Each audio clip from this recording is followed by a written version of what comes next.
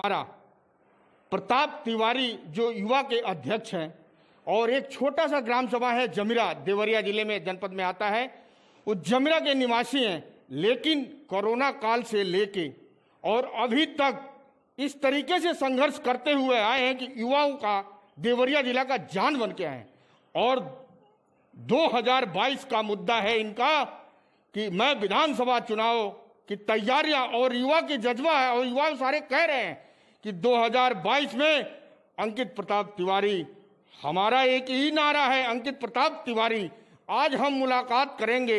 आज हमारी team news ताकत की यहां पहुंची है, जो एक युवा संघर्ष जो 3 सालों से करता हुआ आया है और युवाओं का जान है, वहां हमारी टीम पहुंची है। हम बात करेंगे युवा के अध्यक्ष, युवा सेना के भी अध्यक्ष से, और जानकारी लेंगे कि युवाओं के प्रति क्या जज्बा रखते हैं हम। आइए मिलते हैं अंकित प्रताप तिवारी से।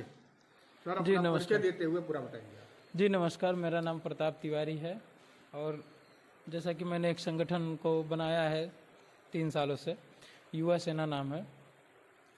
युवा सेना संगठन में इस समय लगभग 6481 लड़के सदस्यता ले चुके हैं, और ये हमारी संख्या कम से कम चुनाव से पहले 10,000 हो ही जाएगी।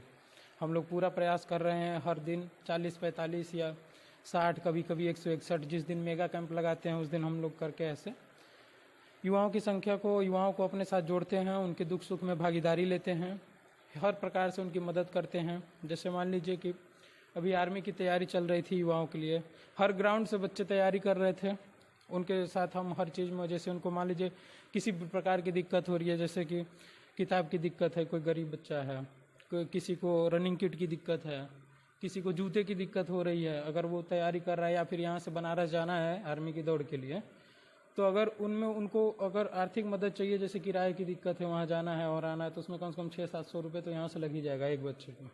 तो उसमें भी हम सब लोग मिलके, युवा सेना की जो टीम है हमारी, ये बहुत ही अच्छा काम करती है कि सब लोग मिलके जैसे हिस्सेदारी देते हैं। हमारा एक मुद्दा है पुस्तक बैंक, युवा सेना का मेन मुद्दा, जो हम लोग लगभग 1.5 साल से उसके ऊपर अच्छे से काम कर रहे हैं।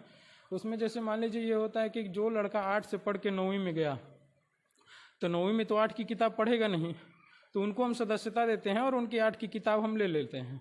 और जो 7वीं से बच्चा 8 में पढ़ के जाता है और उनके लिए यूजफुल है, तो हम उनको किताबें दे देते हैं।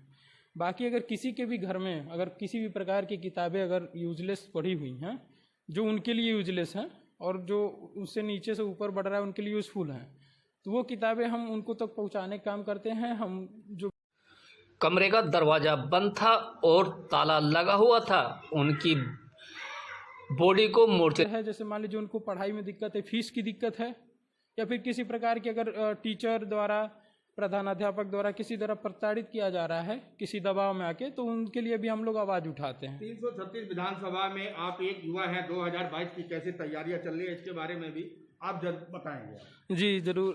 एक्चुअली हम लोग का जो मुद्दा है वो मुद्दा कहीं से ऊपर से नहीं आया है। मुद्दा हमने जो फील किया है 3 साल में घूम के, लोगों में मेहनत करके, चाहे वो जहाँ भी हमको लोगों ने बुलाया है हम वहाँ जाके उनके लिए काम किए हैं, उनके लिए खड़े हुए हैं। जैसे कि हमारा कई सारे मुद्दे आप देखे होंगे, बैनर पोस्टर हर जगह हमने लगाया है। अभी कई सारे मुद्दे, जैसे मुद्दे आपके संघर्ष, हमारा ये पोस्टर हमने अपना मैसेज दिया था। दूसरा था युवा जोश नई सोच, और तीसरा था क्या बोलते हैं कि प्रदेश में नंबर 1 बनेगा मेरा विधानसभा।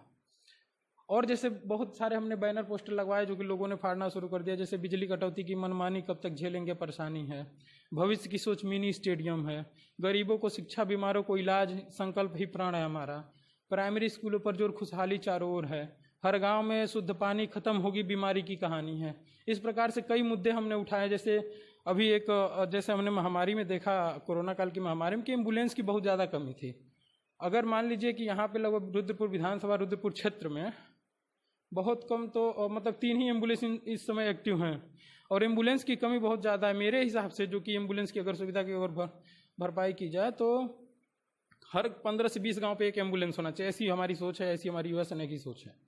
अपनी विधानसभा को किस तरह से आप बनाएंगे? किसी पार्टी में तब्दील हो रहे हैं या पार्टी से अलग हैं? अभी तो हम अपने युवा सेना पे, जैसा हमने बताया कि 10,000 यूथ को हम इकट्ठा कर रहे हैं, उस हिसाब से हम लोग अपनी चुनाव की तैयारी बना रहे हैं, जो कि सारे युवा हमारे विधानसभा से ही ज़्यादातर हैं। उसमें से बहुत होंगे तो 200 से 300 युवा जो बाहर के हैं, जो हमारे देवरिया जिले की हैं।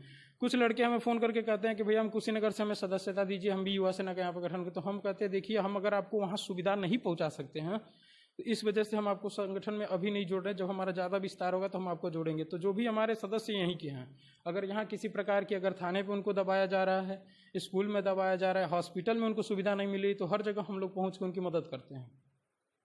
तो पार्टी से किसी बात हो रही है तब्दीली या नहीं? पार्टी के लोग से भी बात हो रही है। पार्टी के लोगों का कहना है कि आप हमारे में सदस्यता ले लीजिए, ऐसे करिए वैसे करिए। लेकिन हमें पता है कि हमारी जो युवा ताकत है, युवा सेना की जो ताकत है, वो सबसे प्रबल है।